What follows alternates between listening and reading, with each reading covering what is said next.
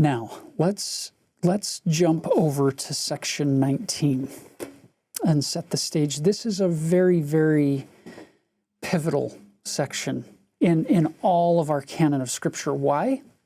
Well, for a variety of reasons. One of them being that this is a pivotal time in the restoration of the gospel. Because what you have going on historically is Martin Harris is the only, and I mean the only, friend that Joseph Smith has who has any means to assist in bringing forth the work financially. Joseph's other friends are, in many cases, just as poor as he is. They're struggling to eke out a living on the land with all of this additional burden of time requirement to translate the book and to keep receiving these revelations and to deal with all the questions and concerns and people coming. It's a tough schedule to have if you're a poor farmer in the 1829, 1830 time frame. And so Martin Harris, his only, what you might call wealthy friend, has agreed to help bring forth the publication of the Book of Mormon. So they went to E.B. Grandin. He's a printer there in Palmyra, and initially he refused to print the book. There's way too much bias against the Smiths, against Joseph, against this translation project, and he's not going to touch it. So they go to another city nearby in New York, and they find a printer who actually agrees to print the book. But they realize this is going to be troublesome to have to keep shuttling the printer's manuscript much further away and to keep tabs on the printing process. So they come back to E.B. Grandin one more time and say, hey, we've got a printer who's going to do this.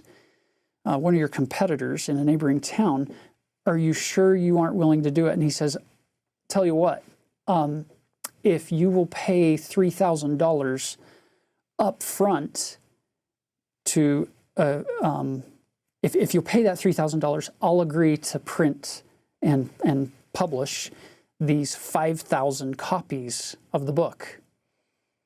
What is $3,000 back then today? Yeah, our best estimates that $3,000 in Joseph Smith's day would be worth about $85,000 in 2021. Now, that's a significant sum of money. I have a lot of friends. I don't know if I could just go to any of my friends today and say, could you hand over $85,000 because I have a book that I'd like to get published. And I've published a bunch of books, and I've spent a lot of years reading books. Most authors would be thrilled to have 5,000 books published. Very few actually get to that amount. So this is an incredible sum of money that we're talking about here. And Martin Harris was willing to give up one of the most prosperous farms in the entire region, his own, to put up the surety so that the money would be available to print the most significant book the world has ever seen. Martin Harris is one of the most important, pivotal characters in the early Restoration. And God bless Martin Harris for his humility. Sometimes he had to be invited to be reminded to be humble. And that's the point of this section where God is trying to lay out for Martin. Sure, it might seem like a lot of money to you, Martin, but let me tell you, Jesus is saying, what I have given away to bring goodness and life to the world.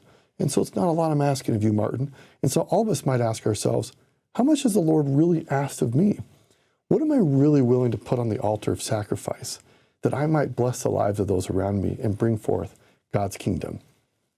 So again, we might say that's a lot of money, but in the eternal scheme of things, that's nothing. And when God asks of us some sacrifice, for that day it may seem like a lot, but in the eternal scheme of things, how much does God really ask of us?